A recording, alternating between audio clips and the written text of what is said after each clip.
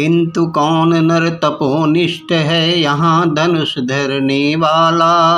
एक साथ यज्ञाग्नि और यश की पूजा करने वाला। कहता है इतिहास जगत में हुआ एक ही नर ऐसा।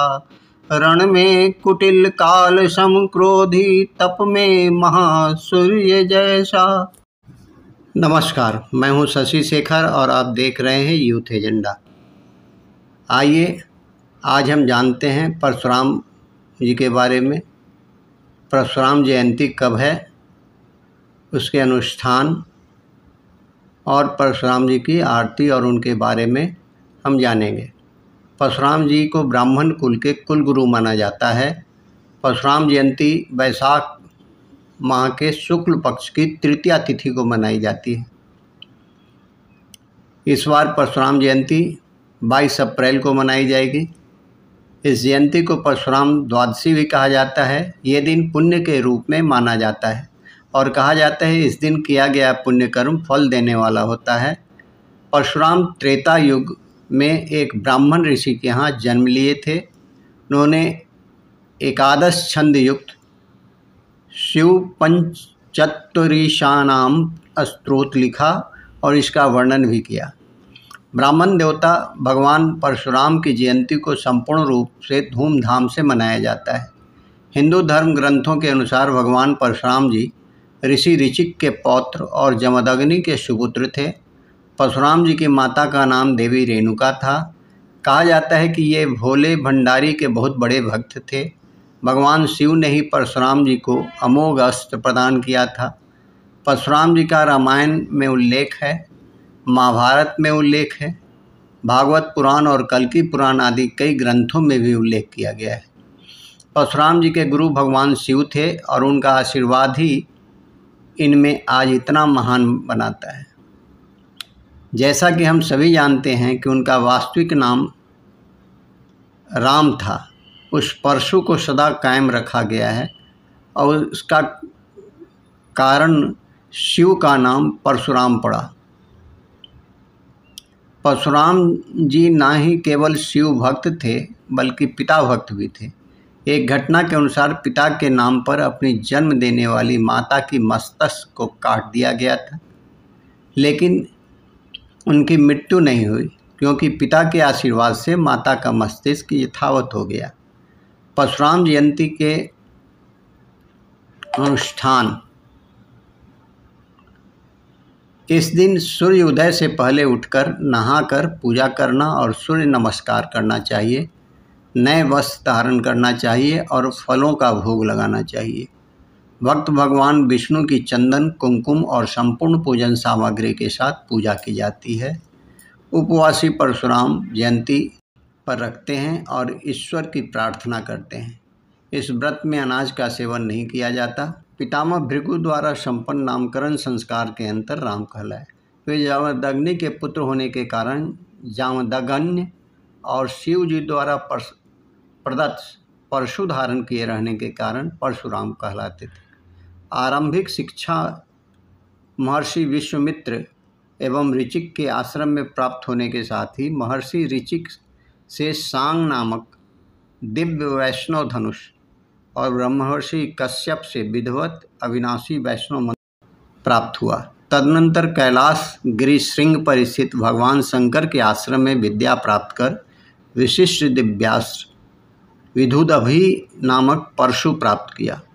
शिव जी से उन्हें श्री कृष्ण का त्रैलोक्य विजय कवच, स्तोराज स्त्रोत और मंत्र कल्प तरु भी प्राप्त हुए। चक्र तीर्थ में किए कठिन तप से प्रसन्न हो भगवान विष्णु ने उन्हें त्रेता में रामावतार होने पर तेजोहरण के उपरांत कल्पांत पर्यंत तपस्यारत भूलोक पर रहने का वर दिया। वे शस्त्र विद्या के महान गुरु थे। उन्होंने भीष्म, द्रोण व कर्ण को शस्त्र विद्या प्रदान की थी। उन्होंने कर्ण को श्राप भी दिया।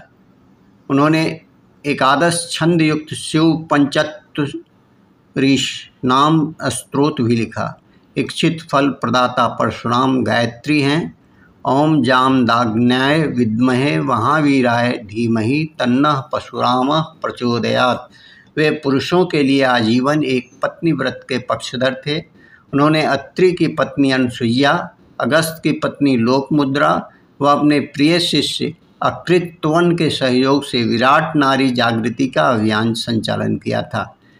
अवशेष कार्यों में कल्कि अवतार होने पर उनका गुरुपद ग्रहण कर उन्हें शस्त्र विद्या प्रदान करना भी बताया गया है।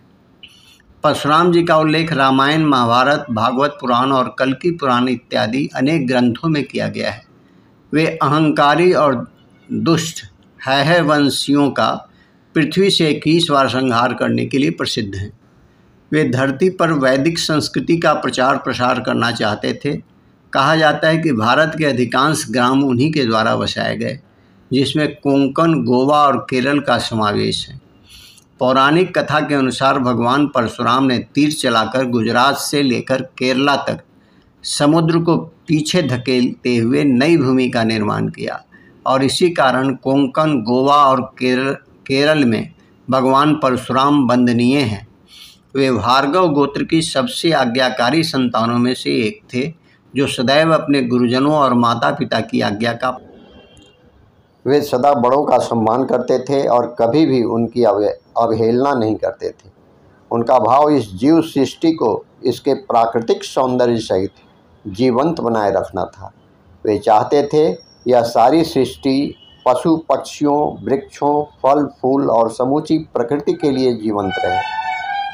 उनका कहना था कि राजा का धर्म वैदिक जीवन का प्रसार करना है, न कि अपनी प्रजा से आज्ञा पालन करवाना। वे एक ब्राह्मण के रूप में जन्मे अवश्य थे, लेकिन कर्म से एक क्षत्रिय थे। उन्हें भार्गव के नाम से भी जाना जाता है। यह भी ज्ञात है कि परशुराम ने अधिकांश विद्याएं अपनी बाल्यावस्था में ही अपनी माता पिता की शिक्षाओं से सीख ली थी। वह शिक्षा जो 8 वर्ष से कम आयु वाले बालकों को दी जाती है। वे पशु पक्षियों तक की भाषा को समझते थे और उनसे बात करते थे। यहाँ तक कि कई खूंखार बनेले पशु भी उनके स्पर्श मात्र से ही उनके मित्र बन जाते थे। उन्होंने सैन्य शिक्षा केवल ब्राह्मणों को ही दी, लेकिन इसके कुछ अपवाद भी हैं, जैसे भीष्म और कर्ण। उनके जाने माने शिष्य थे भीष्म, द्रोण और कर्ण। कर्ण को यह ज्ञात नहीं था कि वह जन्म से क्षत्रिय है। वह सदैव ही स्वयं को शूद्र समझता रहा, लेकिन उसका सामर्थ्य छुपा नहीं रह सका। उन्होंने परशुराम को यह बात नहीं बताई कि वह शूद्र वर्ण के हैं और भगवान परशुराम से शिक्षा प्राप्त कर ली। किंतु जब परशुराम को यह ज्ञान हुआ तो उन्होंने कर्ण को यह शाप दिया कि उनका सिखाया हुआ सारा ज्ञान उसके किसी काम नहीं आएगा, जब उसे उसकी सर्वाधिक आवश्यकता होगी। इसीलिए जब कुरुक्षेत्र के युद्ध में कर्ण और अर्जुन आमने सामने होते हैं, तब वह अर्जुन द्वारा मार दिया जाता है, क्योंकि उस समय कर्ण को ब्रह्मास्त्र चलाने का ध्यान में नहीं रहा।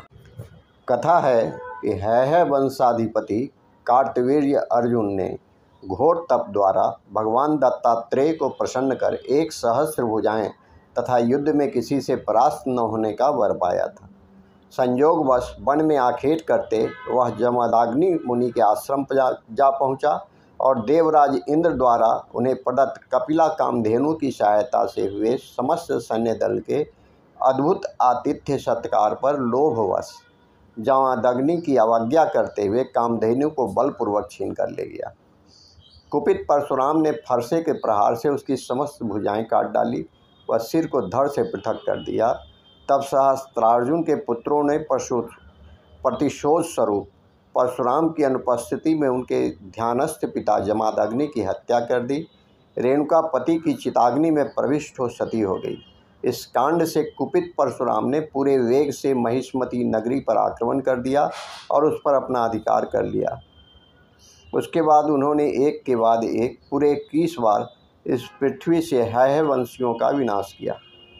यही नहीं, उन्होंने है वंशी क्षत्रियों के रुधिर से स्थल तक पंचक क्षेत्र के 5 सरोवर भर दिए और पिता का श्राद्ध सहस्त्रार्जुन के पुत्रों के रक्त से किया। अंत में महर्षि ऋचिक ने प्रकट होकर परशुराम को ऐसा घोर कृत्य करने से रोका। इसके पश्चात उन्होंने अश्वमेघ महायज्ञ किया और सप्तद्वीप युक्त पृथ्वी महर्षि कश्यप को दान कर दी। केवल इतना ही नहीं, उन्होंने देवराज इंद्र के समक्ष अपने शस्त्र त्याग दिए और सागर द्वारा उच्छिष्ट भूभाग महेंद्र पर्वत पर आश्रम बनाकर रहने लगे। परशुराम जी की आरती। शौर्य तेज बल बुद्धि धाम की, रेणुका सुत यमदग्नि के नंदन, कौशलेश पूजित भृगुचंदन, अजय अनंत प्रभु पुण्य काम की, आरती की जय श्री परशुराम की। नारायण अवतार सुहावन, प्रगट भय महिभार उतारन, क्रोध कुंज भव भय विराम की, आरती की जय परशुराम की। आरती की जय परशुराम की।